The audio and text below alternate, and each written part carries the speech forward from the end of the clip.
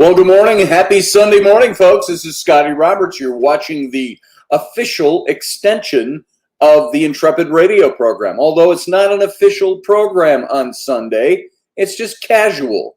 And of course, I'm not at the home studio this morning.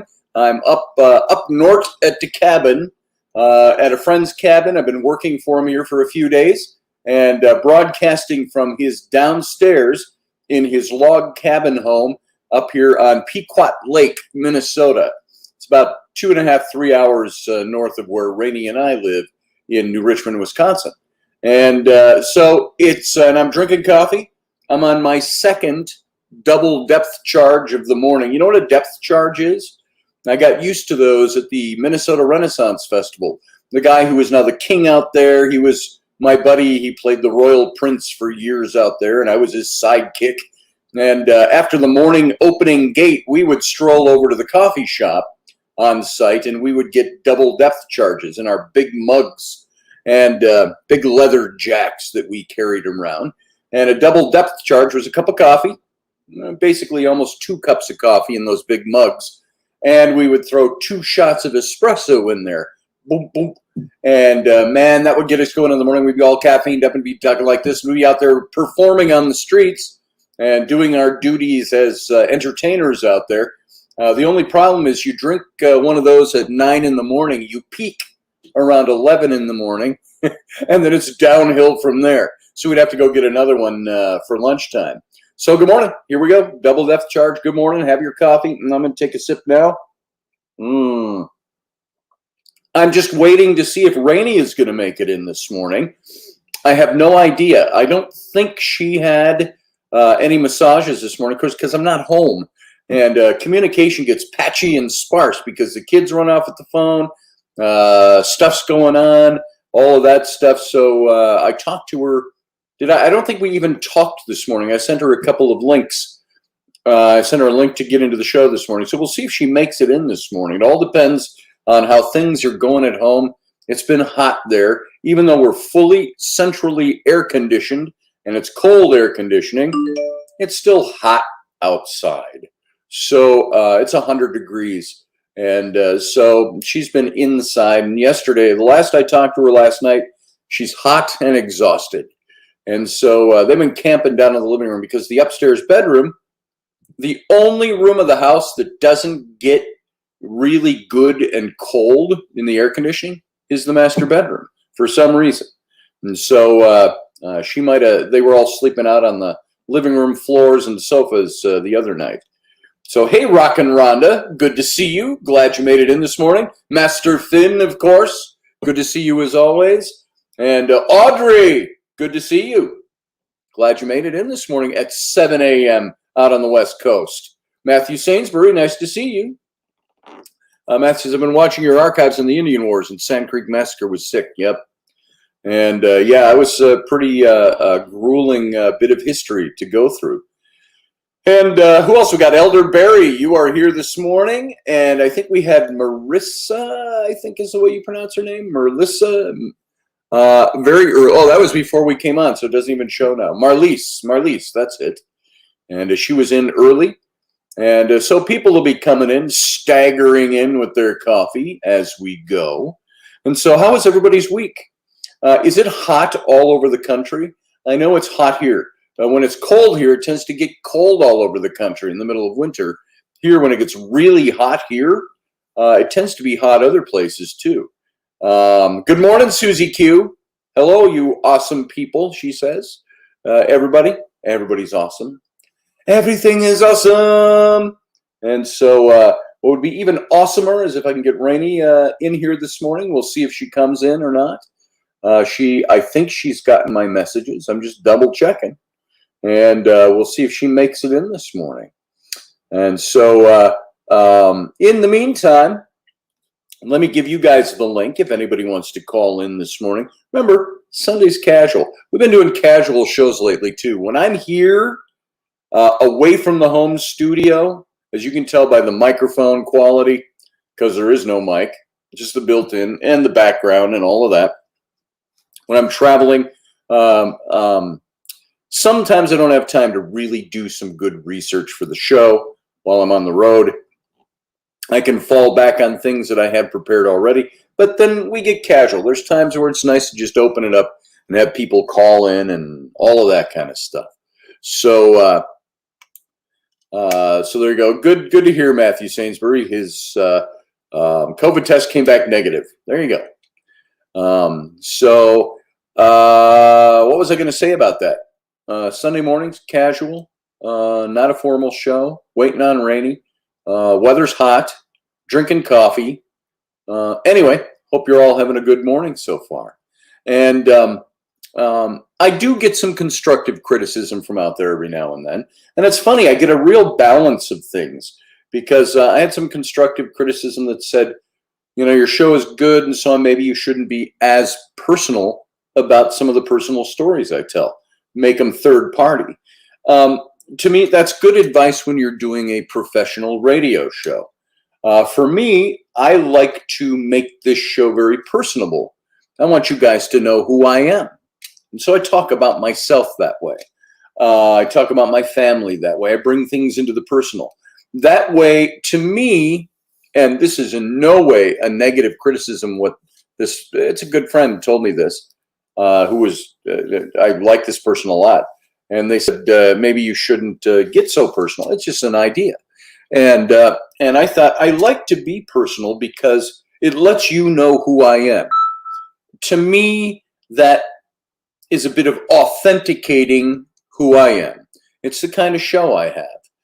And as I've said before, this show over the last 2 years and all the time I've been doing radio tends to be, and this show more than ever, tends to be almost like my personal memoirs done live. When you go back, you can look at some of the topics we cover, historical or whatever they might be. And those are certain kinds of shows. And there's the psychological shows and the personal shows and stuff like that. That to me is a way to express the things I think and I feel. How is it for me to be able to talk about psychological ideals and ideas and express it well unless I can say, hey, this is how it works for me. This is where it's affected me and in my relationships or my family or whatever. So that's why I do that. And no negative criticism for the person who told me that at all, because that's how a lot of those things work. Don't listen to that friend. Fake people and third-party stories are a dime a dozen. I agree, Matt. Oh, this person's very authentic, very good person, somebody I like a lot, and trust them a lot. And so it was just a take. It was a take. It was a musing over things while we were talking.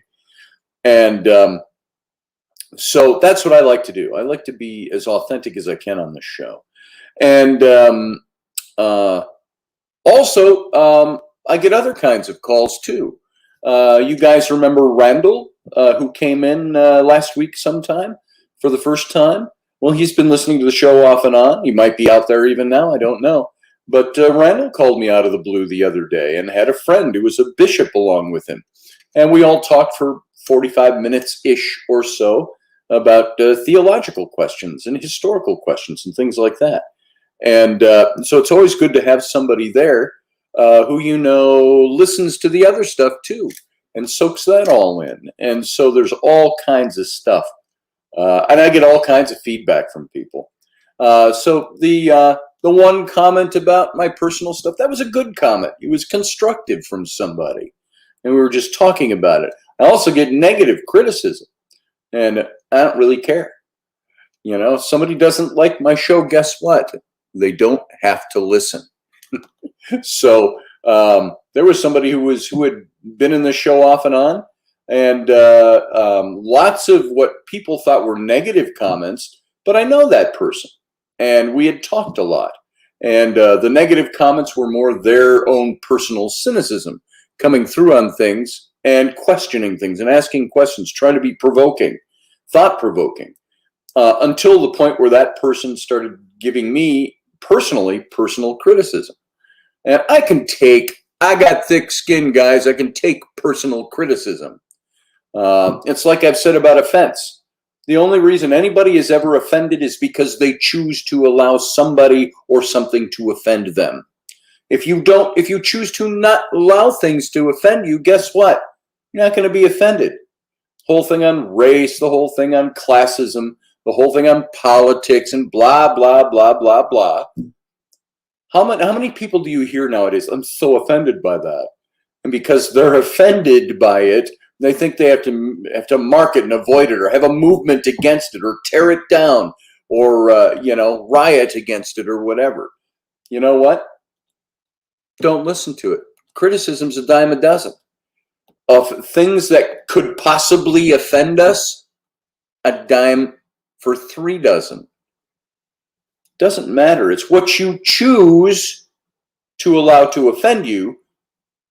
That's the only reason you ever get offended. If you choose to not be offended, it's not going to offend you. Say, I don't care. The thing doesn't change. It's your attitude of appropriation that changes. I'm going to be offended about that. So what? I'm going to say I'm not going to be offended by that. So what? That's to me, that's how I remain unoffended. Now that doesn't mean people can't say things to me and criticize or offend. And here's my buddy's dogs. They went out for a walk, so they're coming back in probably. And he said, "Oh man, my dogs are going to bark and stuff while you're doing." I said, "I don't care. My kids bark while we're doing the show at home." So there you go. That's it, Elderberry. Don't entertain it. Don't pay attention. Boom. And if you pay attention and somebody's trying to get your goat or offend you or is doing something that offends you, you know what? Being offended is a choice. I can choose to not be offended. It's water off a duck's back, as we used to say. You give it no energy, you give it no life. Right, Elderberry? And so there you go. Hey, Steph, good to see you this morning. Glad you made it in. Maybe I'll get my friend Andy to come down here and join us on the show. Andy. Nope. He's upstairs somewhere. I heard his voice.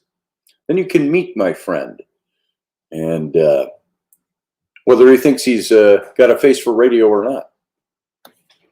Hey, is Andy up there? Send him down if he's got a minute. All right. That was Reagan, his wife. She said she'll try to send him down. Let's see what else we got. Kids, dogs, whatever. It's all welcome here. That's so very true, Audrey. And so that's just just the way it is. And so that's the way it is with this show anyway. Steph says, I have someone that criticizes me all the time. It would be different if it was a one-time deal, but it seems like they enjoy pointing out things. You know what, Steph, when people point out things and they go out of their way to be critical, that's where I just go, click, the offense button goes off. It's like you're blowing a lot of words over there, but it is, I'm rubber and you're glue. It bounces off of me and sticks at you. Remember when we said that when we were kids? That's the same idea. I'm not offended by anything anybody says unless I choose to let it offend me. It's a choice. So I get what you mean though, Steph. So let's see what else we got. Oh, there she is. She says, hey, Scotty, that's Steph over there. Good to see you, Cuervo Queen. And what else we got going on? What's everybody got going on? I got a topic this morning, by the way. I was just hoping we could get Raini in this morning and see if she's going to make it in or not. I don't know if she's going to make it in or not. So Doug Stack is running cray-cray. That could be taken many ways, Doug. Good to see you, though, brother. Glad you're here. And let's see. It's a little Sam update. Sam the leprechaun. Me, the broth of me wee shillelagh. He is working.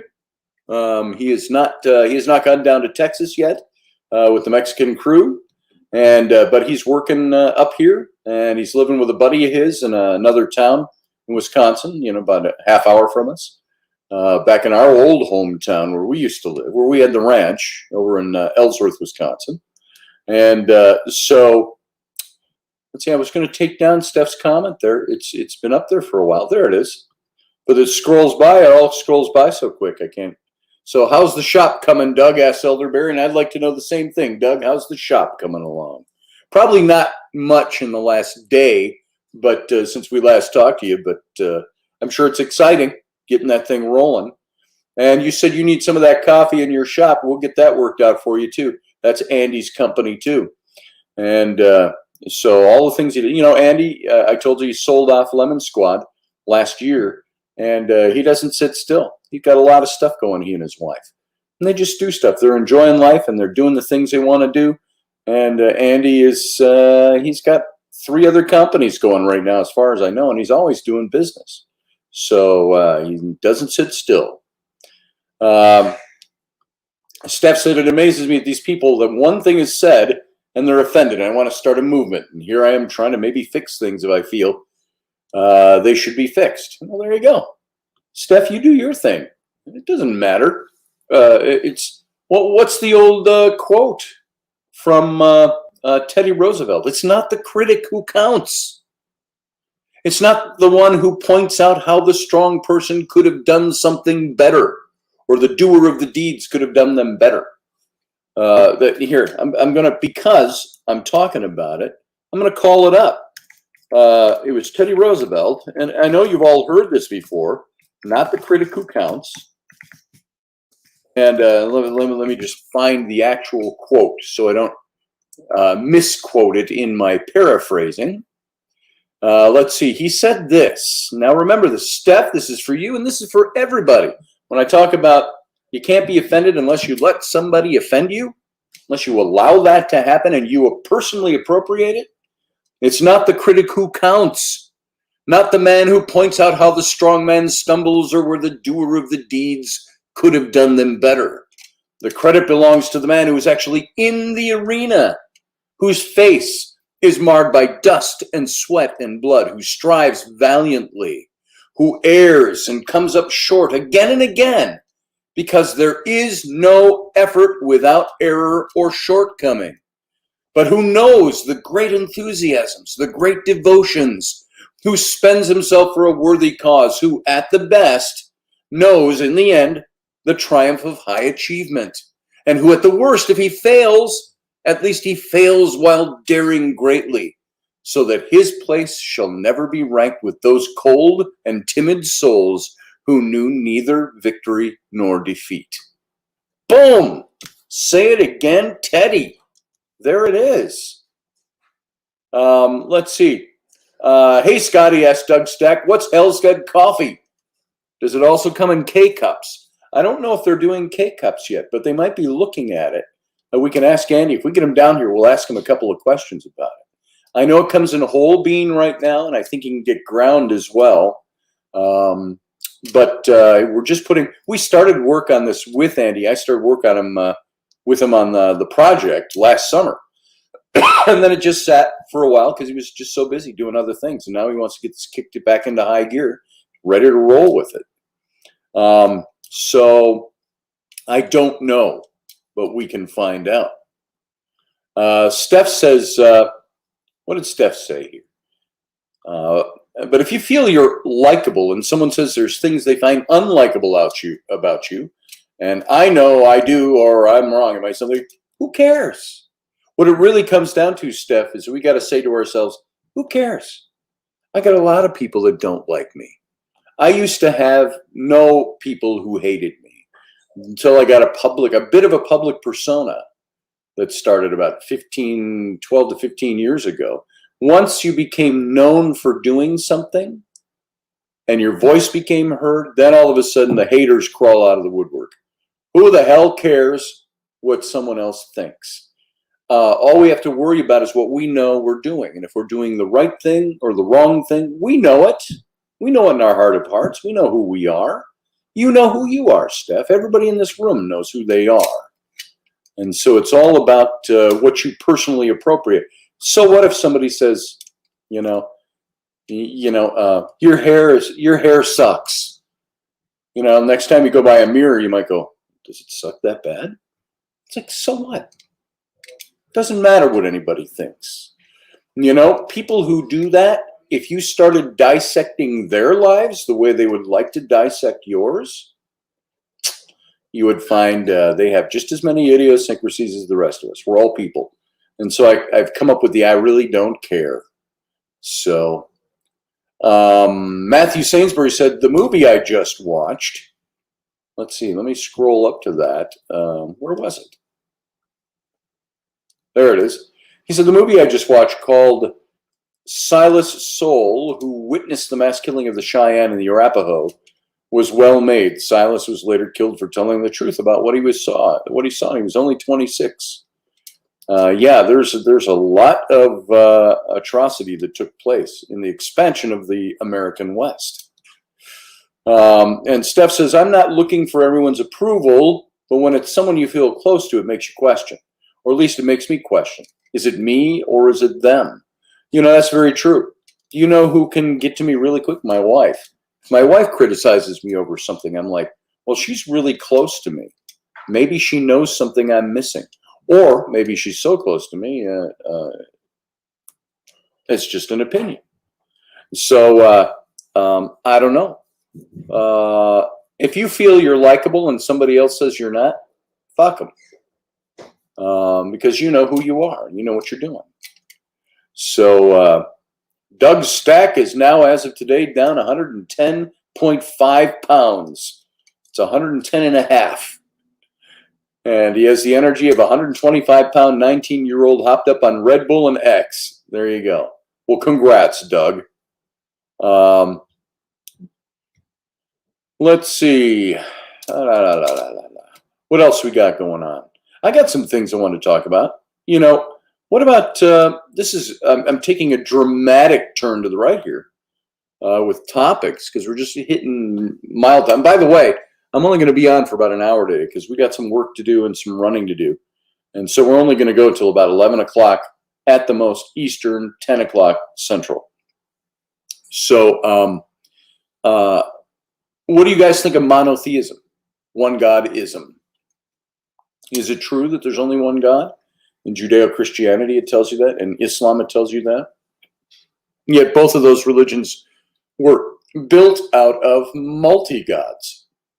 And I like to use the example of Muhammad, who went to Mecca and saw that there were over, I think it was 190 gods worshipped there. And he relegated all the gods to the realm of demonic or spirit beings and elevated the one and renamed him Allah. And he said, Allah will be our superior God, our one true monotheistic God.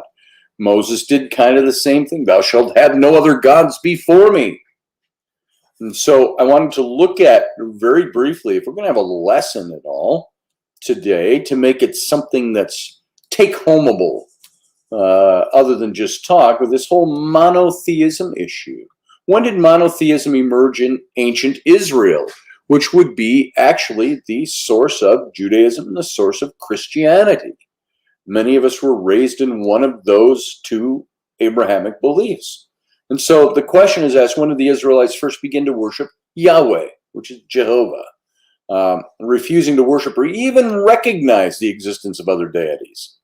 Was monotheism part of the Israelite religious belief system from the beginning? Or was this an idea that developed later? And so while many biblical scholars view monotheism as a relatively late development within Israeli religion, Israelite religion was probably based on evidence.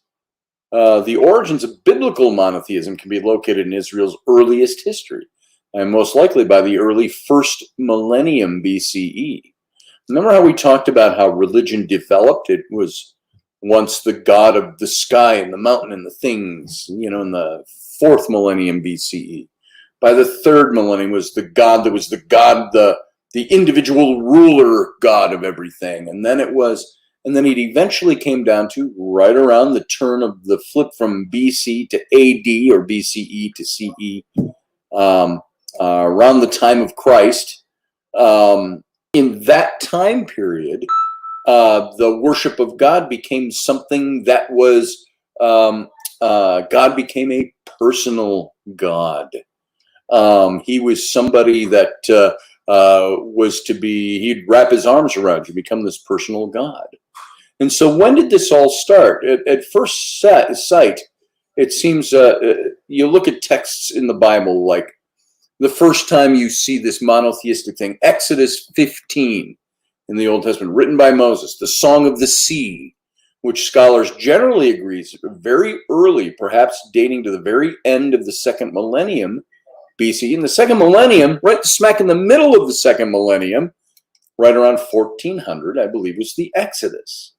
And so they're saying by the end of that, it's another 40 years after the Exodus, that this emerged. Boy, that fits into the timeline that I think is pretty established, when Moses should have existed and the Exodus should have existed.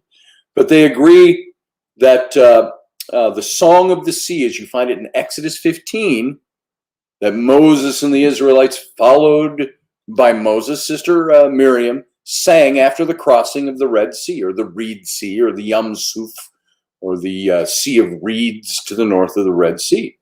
And in Exodus 15:11 and following, Moses sang this song, and he used these words: "Who is like you among the gods, O Yahweh?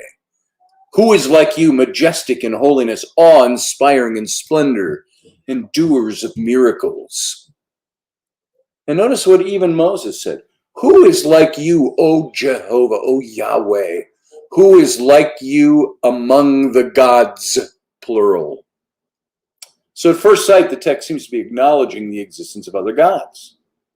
But there are some who think that that's only kind of a tease, that it's a rhetorical question, with the clear answer being that there was no one like Israel's God, and none of the other gods is majestic in holiness or awe-inspiring in splendors, nor do they perform miracles, is what Moses was writing. It's kind of teasing people with this idea of, you all believe in other gods? There's only one. And so, in other words, the other gods lack divine attributes. Hence, they are non-gods, according to that passage. So what at first sight is acknowledgement of other gods is actually a denial that the gods people worshipped actually existed. Only Yahweh, unlike the supposed gods, is majestic in holiness, awe-inspiring in splendors, a performer of miracles. So, for instance, the Assyrians and the Babylonians believed their gods exuded this supernatural radiance called Melamu. And by asserting that God, unlike the non-gods, is awe-inspiring in splendors, Exodus 15, the Song of Moses, the Song of the Sea, says that Yahweh has a supernatural radiance that the supposed other gods don't possess.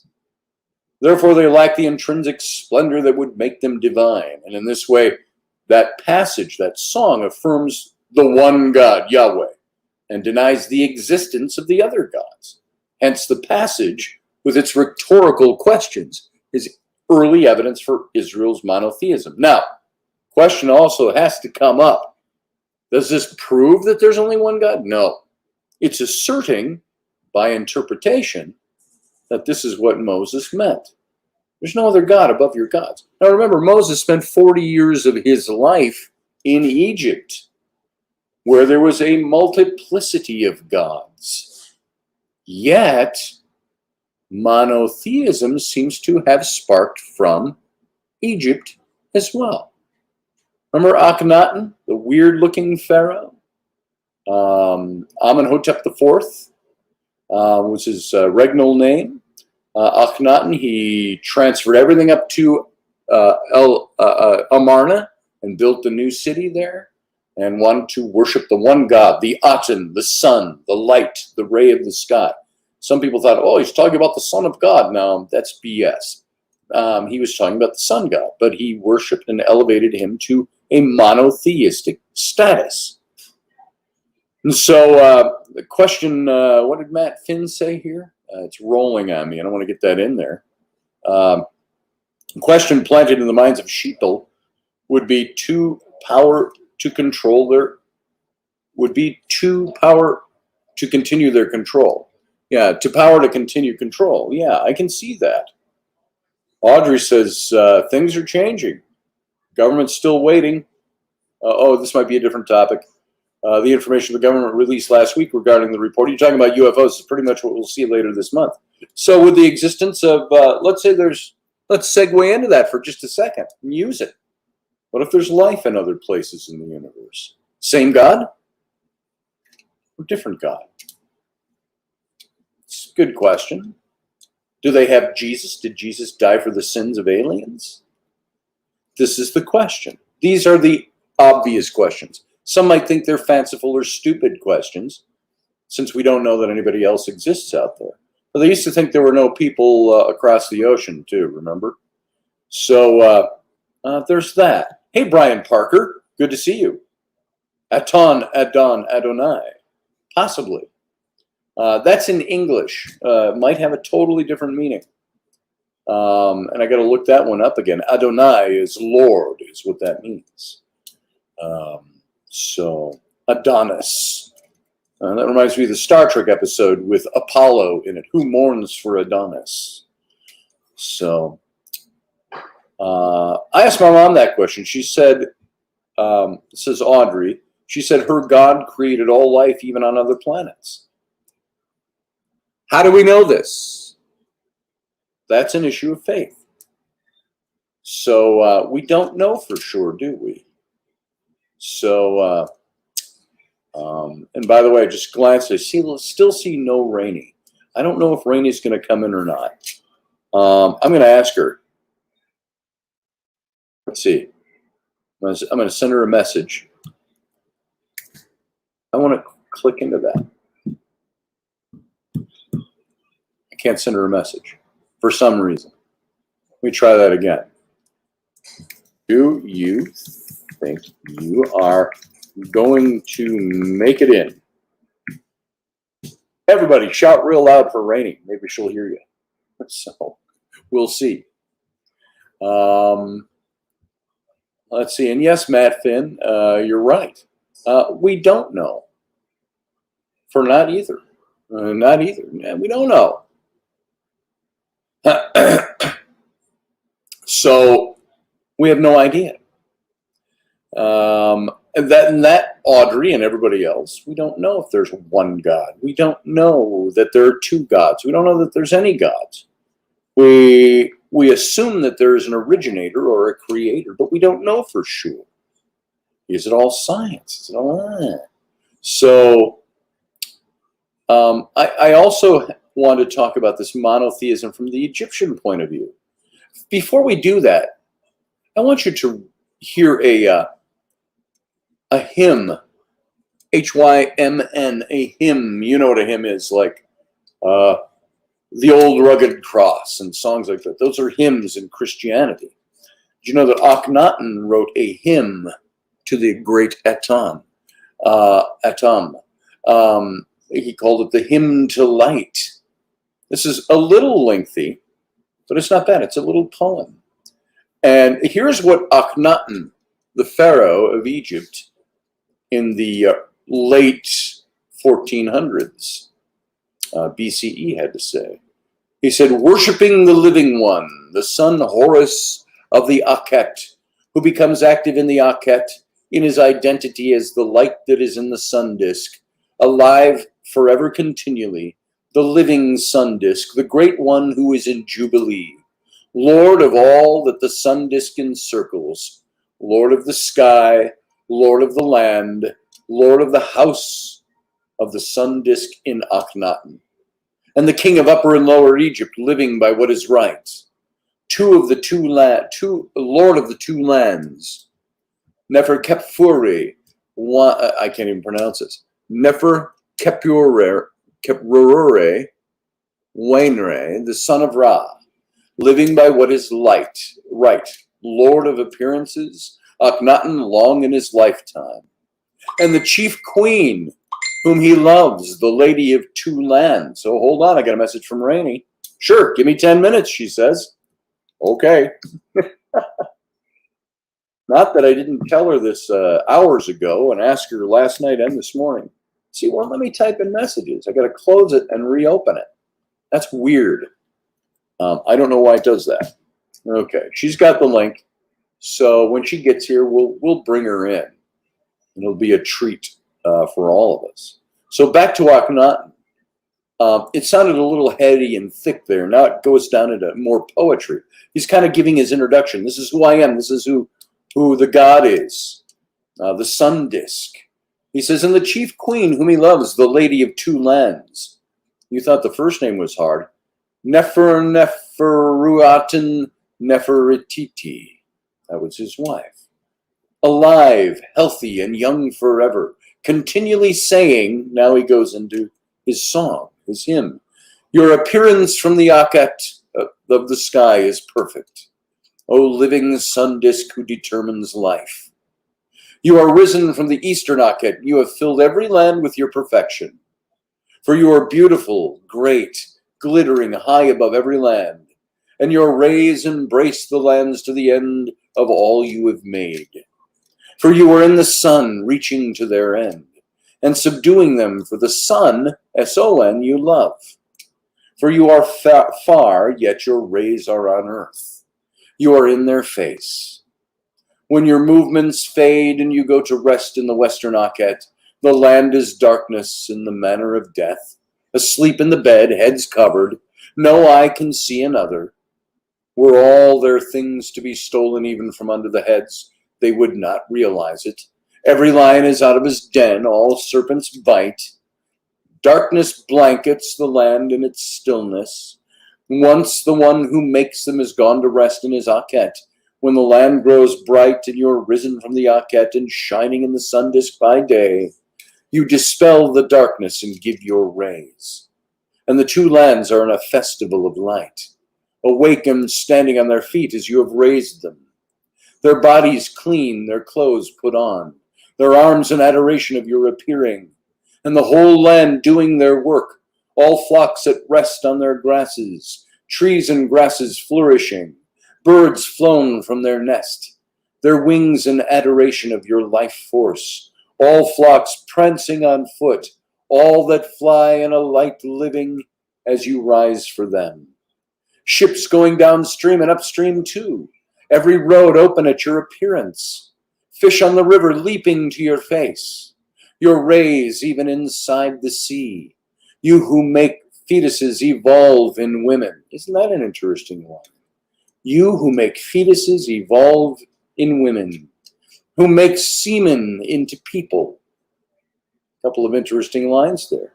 You who bring the son to life in the belly of his mother, who quiets him by ending his crying. You nurse in the belly, who gives air to bring life to everyone he makes when he descends from the belly to breathe on the day he is born. And you open his mouth fully and make what he needs. For the chick in the egg speaks in the shell, and you give him air inside it to bring him to life. And when you have made him complete in the egg, to break it, he emerges from the egg to speak in his completeness. This goes on. This is Akhenaten, remember, Pharaoh of Egypt, saying this. And he walks on his legs when he emerges from it.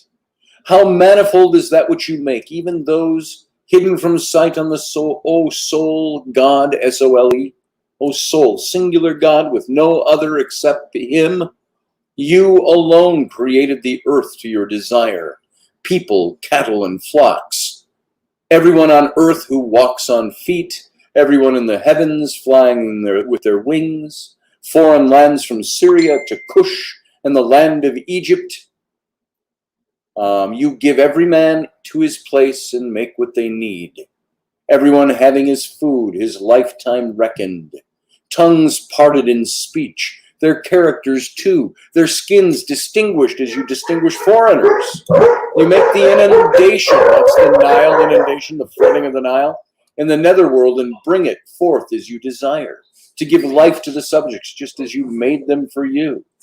You, Lord of them all, who exhausts himself for them. When you have gone, no eye can exist, for you make their sight such that you yourself cannot be seen, except by the sole Son you have made. You are in my heart, but there is no other who knows you, except for your Son, Neferkefureri Wenre, I can't pronounce that, whom you have made aware of your design, speaking of himself, whom you have made aware of your designs and your strength. He's saying, I'm the only person to whom you've revealed yourself, and now I'm giving it to the people. The land evolves from your action as you make them. When you rise, they live. When you go to rest, they die. You are lifetime in yourself, and one lives only through you. Eyes continually on perfection until you go to rest. All work laid down when you go to rest in the west. You who rise and make all things grow for the king, sustaining everyone who hurries on foot, since you founded the land for your son, who came from yourself.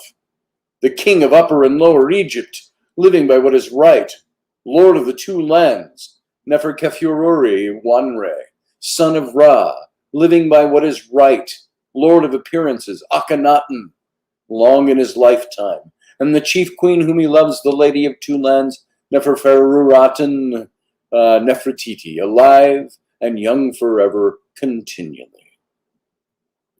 So that is what Akhenaten said when he was founding the one monotheistic God religion. Let's see. What's this now? Somebody needs a link. Hello, Jennifer, says Elderberry. Let's see. That's my yeoman is out there too. Let's give her a link. Hold on. Here, I'll throw the link up in the chat room. Boom, boom. And let's paste it in. Boom. There's the link to call into the show, guys. And hopefully we'll have Raini here momentarily as well. And she said, give me 10 about, 10 minutes ago. So we'll see what happens. So let's see. Let's get back to where we were. I gotta find my window with the chat in it. There we go. All right. Go, yeoman. Come on board, yeoman. So let's see. There's the link. Yes, for True Divine. Brian is here. Where are you, Brian? I didn't see you sneak in. I was reading that hymn of Akhenaten, which I think was very interesting stuff. When you look at that, that's it's a little more heady and a little the words are different than what we're used to hearing. That's the similar stuff to the stuff you see in the book of Psalms and throughout the Old Testament. So this Akhenaten would have lived, according to my theory of Senenmut being Moses and the Exodus taking place in 1445, Akhenaten would have been 3 generations down the line. Here's Yeoman, my yeoman coming in. Let's bring her aboard, huh? Let's see if I can make my mouse work. There we go. Hey, yeoman. Hey. How you doing? Hey, Captain.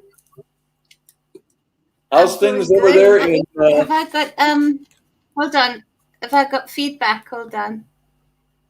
Oh, if you got a little feedback, it's just your speakers. There you're off. There, I'm good now. Jennifer's coming to us live from Newcastle, England. Newcastle, UK. Yes. How are you? I've missed you. I'm good. I've missed you too. I haven't seen you for a while. I see glimpses of you every now and then. So yeah. I've been working hard today because Theodore's at my mum's, so I'm doing it. I'm getting everything out. I've got notes everywhere, Captain. I'm thinking I'm going to get that video done and that video done and that video. You have an agenda. I saw you were live.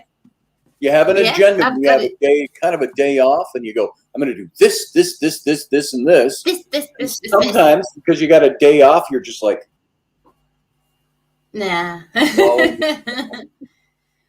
Well, so. I've been getting them out there, but then I saw you were live, and Susie let me know you were live too, and I thought, I'm going to go and see the captain. Every Sunday afternoon at 3 p.m. your time. So yeah, what is it there? I don't catch you always at 3 a.m. Yeah, 3:45 exactly. Yeah, 3:45 p.m. But yeah, because when you do your other shows, it's 3 a.m. So I don't catch many of those. I catch them on the replays, but not live. So yeah. You're looking good. You look like you've lost weight. I have a little bit. It's reapportioned. Yeah, you look good. Because I'm not lifting weights or anything these days. I don't weigh as much, but the fat shifts. Mm-hmm. So right. So you're shifting it back where you want it. So it does turn up in weird places, doesn't it? Yes, yes, it go south does. And everything. And the lighting's so bad. I've been watching what you're doing, and your logos seem to have taken off again. Doing a lot of work. Always doing a lot of the artwork. That's what I do for a living. So, when I was down in Louisiana, I didn't do a lot down there. But that's been my bread and butter for damn near 40 years. So. And you're good at what you do. Well, thanks. You're good at what you do. Maybe someday it'll make me rich. I've been seeing some of it. It will. And your books. And you need to write another book. Yes, I do. And hopefully before I'm too old to enjoy it. So. You're forever young, Captain. Forever young. Oh, there it is. You need to write a book about for men coming out of Christianity. I've seen that book for you for ages. You need to write that one. Yeah. There's some thoughts. I got some thoughts on that. It's making it. He's got plans. He's got thoughts. He says it's taking it from an idea and a thought and converting it over into something that categorically you can chapterize it. You can get all the thoughts on. You can organize it and make it mean something from start to finish. So that's the. I was going to write a book with Micah Hanks about science. It was basically science versus religion, and we had a pithy title for it, and I can't remember. It was so pithy. So, anyway. I think I can see it being, the church diary, how the church, when you go to church, you have like a really full-on diary, especially like when you're a youth minister like you were and stuff. Yeah. You've got that full-on like Wednesday, Thursday, the time diary. Right. It would be a great format to do it as the diary that you have. And then all of a sudden the next chapter being a diary void, and then how you go about filling that up again. Interesting. I think that's a good way of doing it. Interesting. That's something people struggle with. Yes. Hey, Paul from Newcastle. Do you know Paul personally from Newcastle? Paul. You probably no. We need to meet up. We need to meet up for a coffee at some point. I did on Facebook. I added a Paul from Newcastle, thinking it was him, and went and messaged because he actually has the title Paul from Newcastle on Facebook. And I'm saying, "Hey, brother, it's so good to connect with you." And it wasn't the same Paul from Newcastle, so he's just clarified that today. It's just funny that two of you from the other side of the world show up in this show, and you're neighbors. So, never met each other. Yeah, apart from through here. We've never met each other. So we'll have to go for a coffee sometime. Yes. When everyone is a crook. Oh, you said everyone is a crook. Priests and Pharaoh. It's easy to find villains. I think Matthew Sainsbury was talking about how Akhenaten had his conflict with the priests. And yes, he did. He had a big conflict with the priesthood, and that's why he moved everything to Amarna. They didn't like what he was doing. He didn't like them, and shit hit the fan. So, isn't that a story that sort of repeats? You see that same story with Nostradamus and stuff. They're of the doctrine, but not at the same time. The sort of the cat amongst the pigeons. So you do see that story repeating in different ways. Yes. It's interesting. But I just caught the last bit of what you were saying regarding the seed and whatnot, and how was it how Pharaoh was speaking to? No, that was Akhenaten had written a hymn, and this was the hymn of Akhenaten that I read. So it's very much speaking about everything coming from the waters, isn't he? Yes, he is. From the waters, the sea. And he's talking about an ancient esoteric. The great sun disk was who he elevated, the great Aten. Yes. This was the god, and the one god. So, so it's interesting stuff. To see that monotheistic kind of thinking coming out of Egypt. So.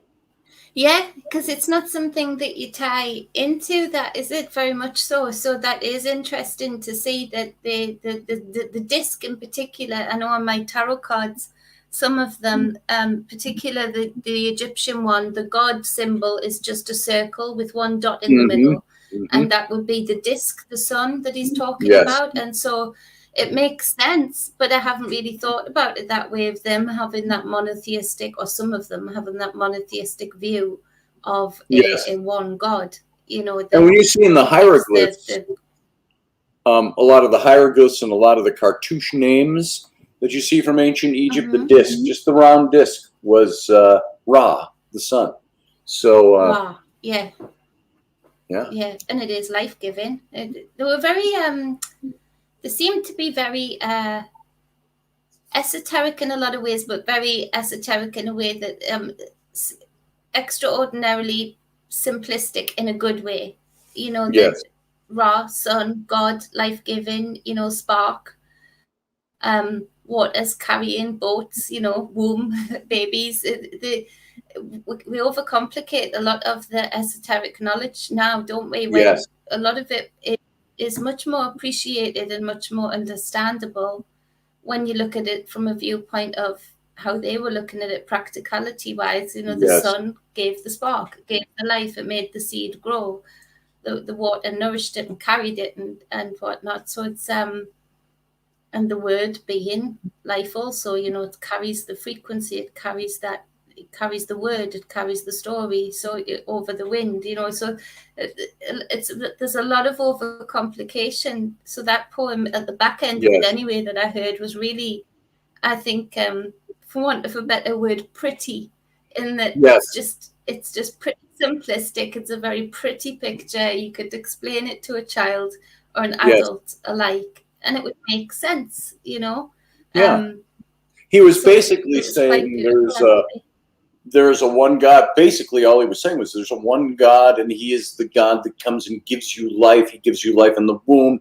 He gives you air to breathe. When his rays of the sun are gone at night, everything sleeps, everything's dark, you can't see. When his rays come out, you can see. And so he was being, you know, very simplistic and straightforward about he would have been an interesting man to know, Akhenaten. It seemed that, you know, he didn't care how he was depicted. He always had that cartoonish look about him in ancient Egyptian hieroglyphs and things like that. Isn't that the master, though? There's a lot of, especially the circles that we move in and I move in, and the master is the one that doesn't mind. The spiritual master is the one that will, you know, pass wind in front of you, that will that will be more so humanistic, because the master, the spiritual master anyway, doesn't want anyone following them. They don't want to be a guru. They don't want to be something that others say they have to be like. They want other people to find their path, because they know the knowledge. They know the path has to be found from within. And so I think that's a lot about a lot of the masters that you read about. They're very eccentric or very so down to earth. It's like you would never perceive them to be masters, but actually you think, they can sneak in places into people's subconscious and plant seeds of knowledge and be out before anybody knows they've broken in, you know, because the people don't expect it, because they're not coming across with ego or pride. They're just being, they just are. And so I think that's a lot of, so that would speak to him being a spiritual master to me. Yes, and I think you're right, and I think he was. And this is why the priesthood hated him, and because he put forward those kinds of ideas, and they weren't very happy about it. So, no, and they so weren't it's part of that war. So, yeah. It takes away the money. It takes away the followers. You know, if people. It takes away the power. If people are going to look at him and think, "Oh, I don't have to be doing all of that. I can do my own thing. Can follow my own path." Yes. Well, I've got Raini who's going to be coming in any moment. So I can hop off if you need. when we're done, I think she's going to come into the show. I can handle like 10 callers at a time. And then we got 10 little windows up. But when she comes in, shows up in the studio here, I'm going to bring her on. So it was nice to have you here, though. Nice to talk to you. We'll have to have you come on and do some readings or something like that sometime. Oh, that would be cool. We could do a quick round with the two of us together. I think that would be fun. Yes. That would be very fun. Well, it was lovely seeing your face, Captain. And as soon as Raini great talking to you, too. All right, Jennifer. Yeah. All right. Love you all. See you later. Love you, too. Have a great day. Bye-bye. Hey, guys, guess who's here? Boom. It's my wife. Good morning. With my bad camera, because my phone won't let me. The bad camera. Yeah. The naughty camera. It's the orange camera. Am I coming across super orange? It oversaturates your colors. Is what it does. And it sits too high. Because and I'm standing at my desk. That's me on my tippy toes, and I'm not going to there you go. It. Yeah, on your tiptoes, it looks right. So. Yeah. So, are you sunburned, or is it just your camera? It's my camera. Yeah. Yep. So Ellie was taunting me this morning. Yeah. She took your phone. I don't know if you heard it. You were still sleeping. It was about 7 o'clock or so.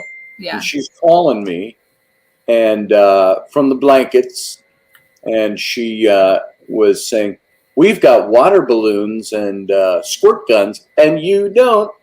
Yeah. So I said, "Well, wait till I get home. I will." Well, we used the 400 water balloons yesterday. 400 of them? Yep. Who all did you have? Did you have everybody over? Well, it was me and Flynn for the first couple hundred, and then Rowan came over with what are the kids' names? Ruby and Annabelle. Nice. I was wondering maybe John and Bree and their kids came over or whatever. So no.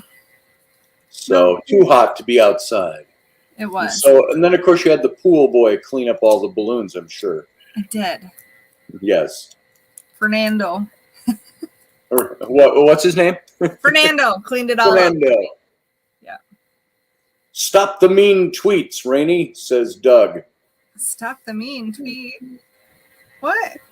I have no idea. What mean tweets? Oh, somebody said orange woman bad, said Doug Stack. Yeah, be nice to me. It's my camera. Tweet. Yeah, it's her camera. Don't blame me. This computer was given to me for free like 3 years ago.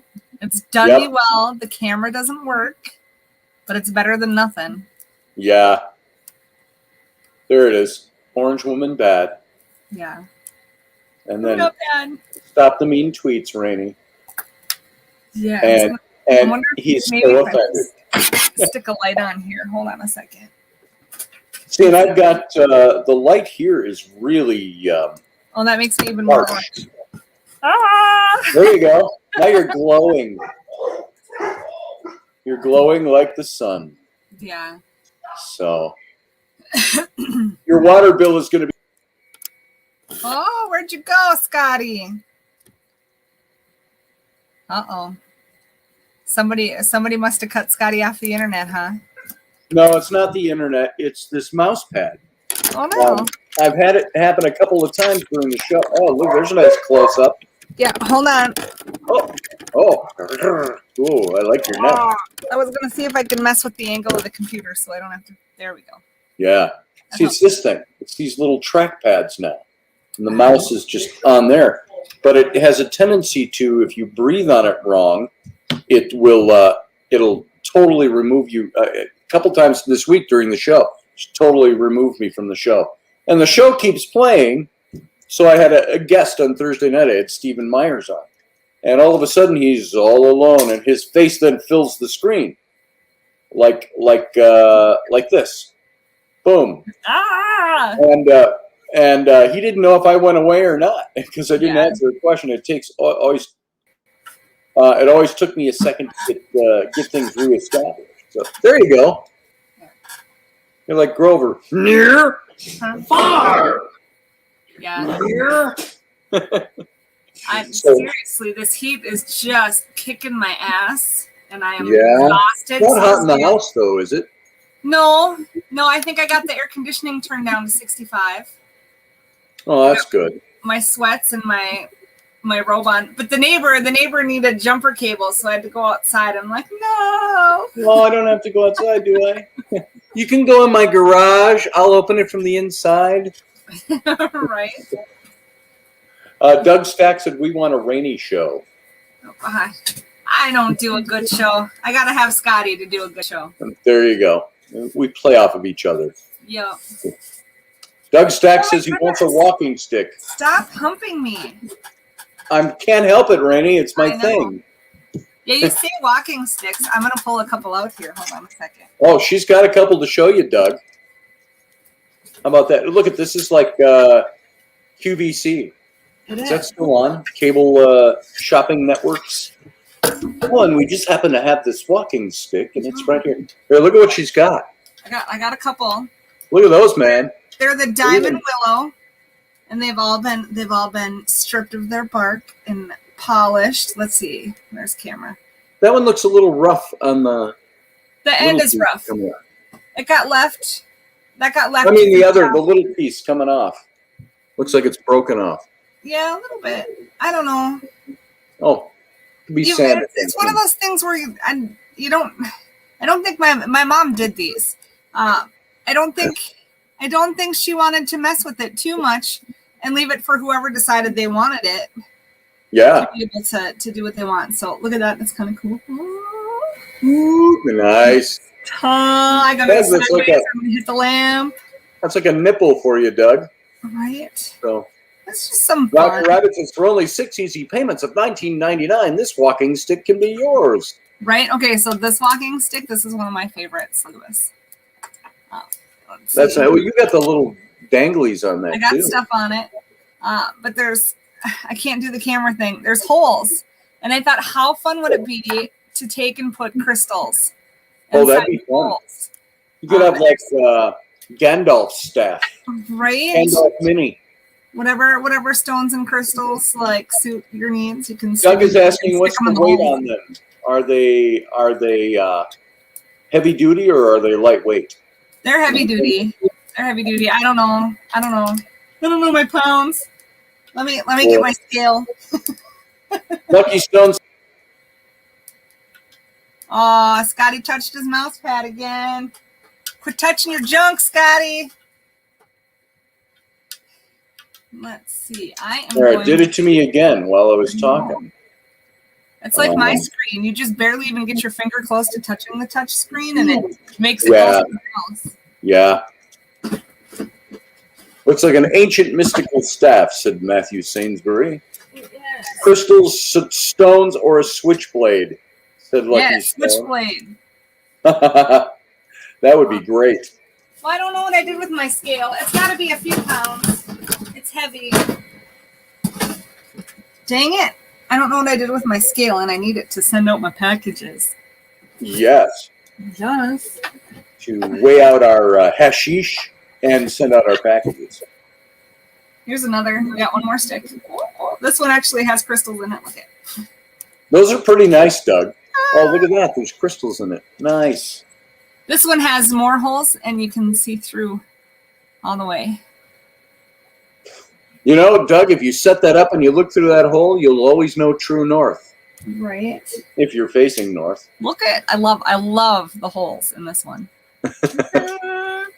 And you can see all the way through. Your holes too. And that one, shut up, pervert.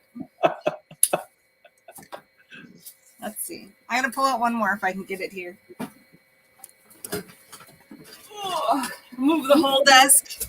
Doug said he'll buy one from you. I'll send you Doug's phone number. You can call him. Sounds good. I'm not calling anybody today, though. It's my day off. It's your day off. Are the kids gone? No, they're outside. There's this one, too. That's your day off. Different. It's my day off. I'm it's never a day off. Stick them outside with water balloons. They'll leave me alone. There you go. Yeah, and like I say, the 6-year-old was already taunting me with water balloons this morning. Yeah, that's all. More holes, more fun, said Lucky Stone. Oh, wait. Man. With crystals and things, you know. I know. There's even more crystals in it now that I see here. Look at. Oh, there's another one. One there. That must be an amethyst. I don't know what that one is. There's a little. I can't tell from here. It's black from here. Here, let me get my phone light on. Elderberry says holy sticks for sale. Yeah, holy, super holy. That's right. Oh, that might be amethyst in there too. Can we see the purple stick out now? Kinda maybe. I like the sound effect. Yeah. Yeah. Well, we're not going to go too much longer this morning because I got to go take a look at cars today. Yeah. And, so if you got my last messages, now that we're talking this morning and we're on public radio. Yeah. Check your messages. There's a couple of links there to look at. I did. Oh, I didn't see the links. I just saw that you were going to go look at a van. Yep, going to go look at a van. What kind of van are you going to go look at? It's a caravan, and it's 7 years newer than the Suburban. As long as it's not a town and country. I don't think it is. It's a caravan, Dodge Caravan. It looks pretty nice. So it's more expensive than the Suburban, but doesn't have all-wheel drive. It's 4-wheel drive. Dodge Caravan with all-wheel drive. That's what the guy said. Did it say 4D? Because that means 4 doors. No, it said 4WD. It said. I am. Why don't you come on down here for a second? I've been telling people all about you. I wanted to introduce you. I'm seeing Doug's question. Doug, I think if you just grab a little needle nose plier, you can pull them right out. Okay, I was going to have you come down and say hi. Let's see. Yeah, they wiggle right out. All right. Andy is wanting me to hurry up so we can go do this stuff, and it's 10 minutes after 10. Yeah, man, you're taking too much time. I am. I already told everybody we were going to do a shorter show today. Yeah, a van down near the river, Lucky Stone. That's why we need a van. This is front, but the van is front-wheel drive. Not interested. Front-wheel drive? Oh, I thought it said 4-wheel drive. So F means front. I couldn't remember if it said F or 4. Same thing. Yeah. All right. Folks, we're going to wrap it up. Raini, I am so glad you made it in today. Yeah. 4 wide doors is what that means. Lucky Stone said FWD, 4 wide doors. Yeah, 4 wide doors. So. All right, sweetie, I love you. It's good to see you. I miss you. I'll be home maybe today. All right. With either a van or an old Suburban. All right. We'll see what happens. Okay. So, and I'll let you know either way. Sounds good. Before we consummate the deal. Gross. Then I'll come home and we'll consummate my being home again. Gross. Gross, she says. We'll have a water balloon fight then. All right. All right, there it is. I'll go buy more water balloons and squirt guns then. There it is. All right, everybody. Thanks for being here this morning. We're cutting it kind of short because I got a busy day. And sweetie, it's so good to see you after being gone for 3 days now. And I'll see you later today or tomorrow, but I'll talk to you between now and then. Yeah. And so everybody, live long and prosper. You know what? Monday through Friday, 9 p.m. Central Standard. We'll be right back here. And he touched the mouse the wrong way again. Scotty, you got to figure out how to. I'm here. I mean, it wasn't even touching it. I vibrated the desk and it popped me out of the studio again. Maybe you shouldn't keep your hands under the desk. Yeah, really. All right, everybody. So, Raini, I'll talk to you in a little bit. Everybody else, we'll see you Monday through Friday.